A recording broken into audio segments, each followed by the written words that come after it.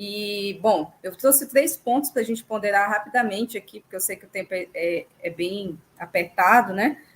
Bom, dentro dos meus estudos em relação à questão dessas crises, né, da globalização, que traz também para a gente essa leitura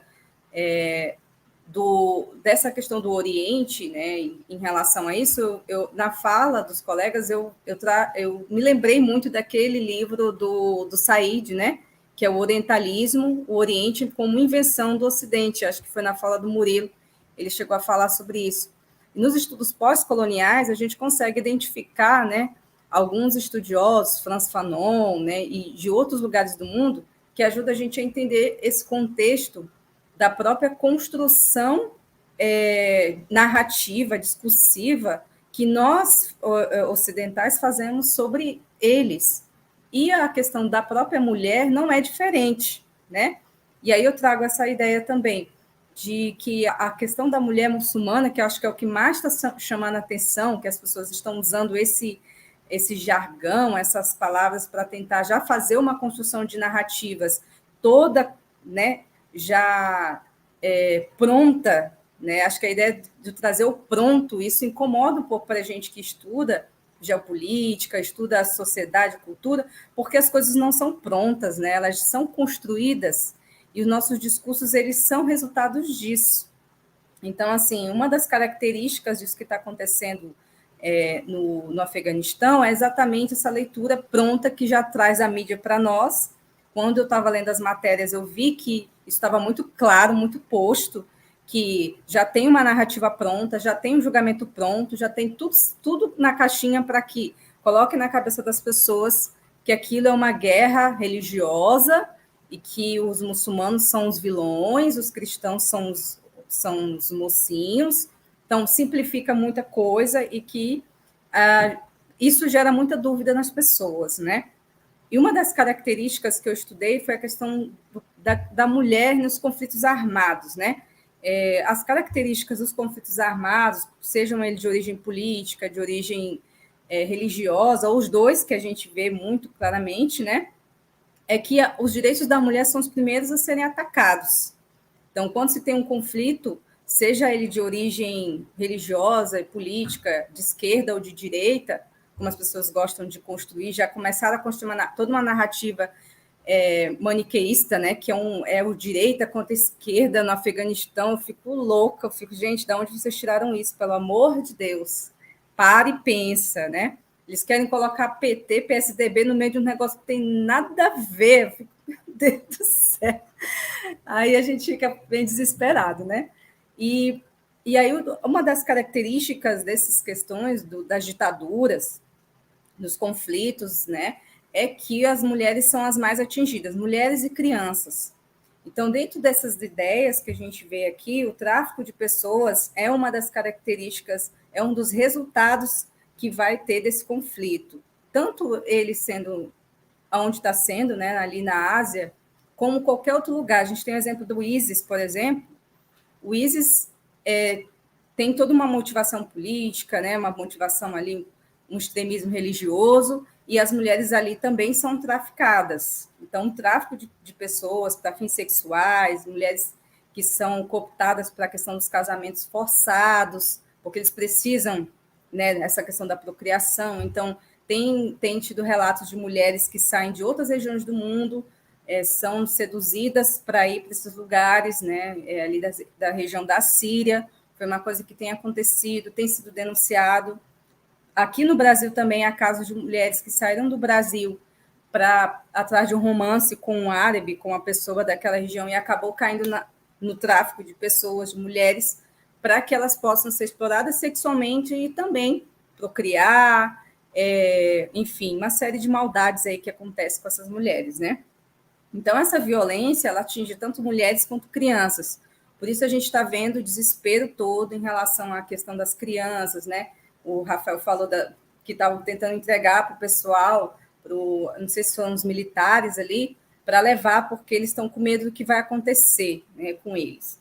E essa violência sistematizada, né, uma violência que vem acontecendo, não só, porque depois eu vou falar que isso não é uma coisa só daquela região e nem só daquele contexto, as mulheres sempre são alvos mais frágeis nesse sentido, de como, e aí essa construção que o Ocidente faz, né, da mulher coitadinha e tudo mais, é uma consequência desse nosso construção do patriarcado ocidental, construção de um feminismo que vai salvar todas as mulheres do mundo, e aí a gente tem essa narrativa sendo construída na mídia também.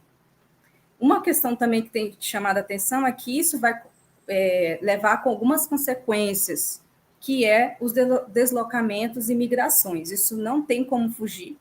Né? Esse conflito vai levar aos deslocamentos, vai levar uma série de pessoas que vão tentar sair do país, que vão continuar saindo, e mulheres e crianças são essa população que também vai tentar deixar o país, né? Ou seja, uma crise migratória nos esperando aí, principalmente deslocamento para regiões como a Europa e aquelas regiões ali. Então, essas são algumas das consequências, né? Outra questão que eu queria colocar é a questão da mulher muçulmana. Como os professores Giovanni e Murilo falaram, né, dessa generalização, o próprio mundo árabe é muito generalizado com relação à religião, né? Como falou, não tem só árabes muçulmanos, nós temos árabes cristãos. Claro que uma grande determinada população é muçulmana, né? E o mundo islâmico, ele existe também inúmeros contextos, inúmeras formas de exercício dessa religião, essas coisas que a gente pode ver também no cristianismo. O cristianismo não é um só, né? A gente tem as diferenças entre o catolicismo, o protestantismo, e no protestantismo nós temos outras variações. Então, da mesma forma, no mundo árabe. E as pessoas têm uma ideia de que as mulheres muçulmanas não têm direito nenhum, né? E que todos os países tratam elas da mesma forma. Isso não é verdade, né? Existem países com mais e com menos direitos, países que vão ter uma abertura maior para os direitos da mulher, como é o caso da Arábia Saudita, né? É um país que tem uma abertura maior para os direitos da mulher, e as pessoas acham que isso é mentira e não é. E a gente tem... não, desculpa, a Arábia Saudita é um dos países mais duros com relação aos direitos da mulher. Já o Irã é um país que tem uma abertura maior para as mulheres em relação aos seus direitos. E aí isso tudo leva em consideração, né, as especificidades de cada forma de crença, né? Então, por exemplo, um dos itens mais que as mulheres gostam de falar, e as pessoas também de outros lugares, né, é o hijab, né, que é o véu, né, que cobre o rosto, né, e deixa somente aqui o rosto de fora, cobre o cabelo, uma parte aqui do ombro da mulher. E as pessoas usam muito, porque a mulher tem que usar véu, ela é obrigada, e acabou virando um item polêmico, né? Porque a cultura ocidental, que a mulher pode ficar com o cabelo de fora, liso, é errado, é uma opressão. Para muitas mulheres muçulmanas, isso não é opressão. Para muitas mulheres muçulmanas, elas veem isso como algo bom, de alguma maneira, faz parte da cultura, não é só parte da religião. Então, nós ocidentais, a gente tem essa coisa de querer julgar, né, algumas culturas diferentes da nossa, né? Então, existe sim o extremismo religioso, existe sim as mulheres que são oprimidas, mas existe também os movimentos de resistência naquela região. Existem as feministas muçulmanas, existem mulheres, né, que estão lutando lá também. Não é só a opressão que o jornal está mostrando. Existe um momento onde há, né, repressão à resistência. Então, não é generalidades que vão explicar esse fenômeno. Então, houve sim, agora com o Talibã, um movimento de retrocesso, um movimento de endurecimento dessas regras para as mulheres. A gente está vendo isso acontecer, mas a gente também está vendo as mulheres, de alguma forma, tentando resistir. Alguns movimentos estão tentando trazer essa resistência. Então, assim, as mulheres não são coitadinhas, mulheres árabes, mulheres muçulmanas, asiáticas, não podem ver elas como coitadinhas, porque elas sabem exatamente dos direitos delas, elas têm consciência do que está acontecendo.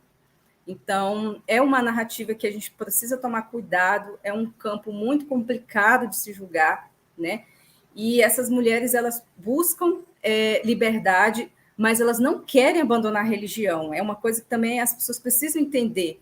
Buscar a liberdade não significa elas terem que abandonar as suas crenças. Assim como as mulheres cristãs do Brasil, elas podem buscar os direitos e continuar sendo cristãs. Isso não impede, uma coisa não precisa excluir a outra, né?